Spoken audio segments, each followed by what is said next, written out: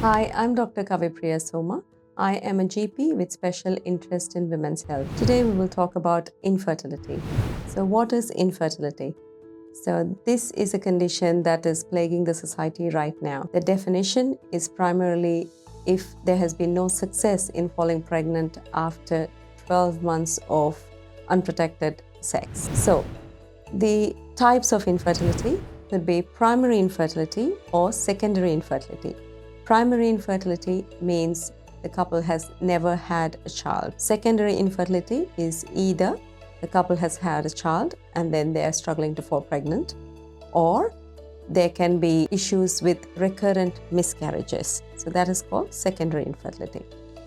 So what are the predominant factors that contribute to this particular problem of infertility? So it's classified into three broad categories. So the first one is female factors that contributes about 1/3 or 33%. The second one is a combination of male and female factors, that is another 33%. And the last one, it is classified as unknown. It doesn't mean we don't know. I think at that point, we would have investigated to the extent where treatment options are available as of today.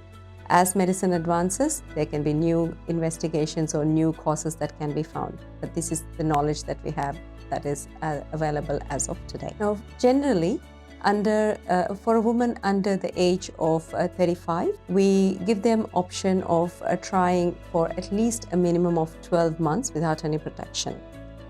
For a woman who is aged 35 to 40, we cut this time frame down to about 6 months. For a woman aged 40 or above, we recommend that you seek help sooner rather than later. Mainly because, as you know, the natural fertility declines as age advances. So we definitely would like to take advantage of what is available at a younger age. That doesn't mean you can't fall pregnant at a later age. It just means that the help that we provide you may either respond faster and better. So in regards to the causes of infertility, let's start with organ by organ. So we have the cervix and uterus, then the fallopian tubes, then the ovaries. So if we start with ovaries, the most common issue that we face with ovaries is polycystic ovarian syndrome, which I have discussed in this video, in my previous video, what polycystic ovarian syndrome is about. So if you'd like more information, please go ahead and take a look at that. But what happens in polycystic ovarian syndrome, as explained, is that the egg fails to come out of the ovary because the covering gets too thick. That's in just simple words, so that you can understand. So the ovulation does not happen. So that's the basic problem in polycystic ovarian disease or syndrome. The second problem that we could be facing is the hormones controlling the ovaries can cause trouble, which also reduces the ovulation or inhibits the ovulation. So the control of the ovarian hormones, that's the next one. The third thing that can happen with the ovary is that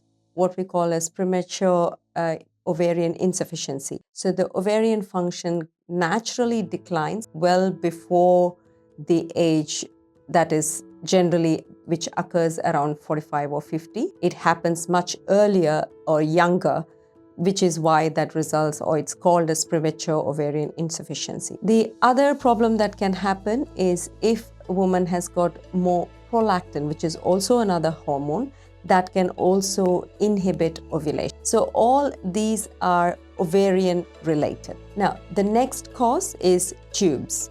So what happens with the tubes? So there can be external damage to the tube or internal damage to the tube. So what happens in the external damage? So there can be adhesions, as we call it. So the tubes can get stuck to the adjacent organs in the abdomen or pelvis. So it becomes distorted and it's difficult for the egg to travel through. Or there can be adhesions inside the tube, which again prevents the egg from traveling. So they are the most two common problems that happens with the fallopian tubes. Now, why this happens? Infections, endometriosis. So again, we have discussed about endometriosis in our previous video. So if you like to have a listen to that, go ahead and take a look at that. So those are the things that can affect tubes. The next organ that can be affected is the uterus and the cervix. As we can see, this is a perfect model for us to see what causes uterine causes can happen in terms of infertility. So this is a polyp wherein there's extra growth inside the endometrial cavity, which either prevents the fertilized egg from adhesion to the endometrium.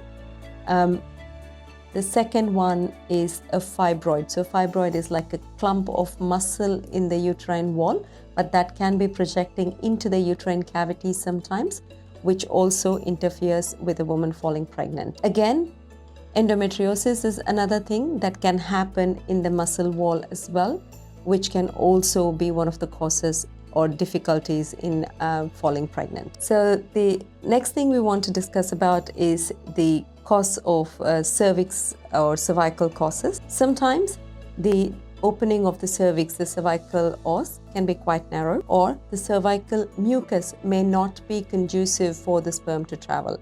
So they are the two most important things that can happen. And the narrowing of the cervix can be either by nature or iatrogenic. So after a procedure like what it is called as LETZ, L-L-E-T-Z, that can also happen.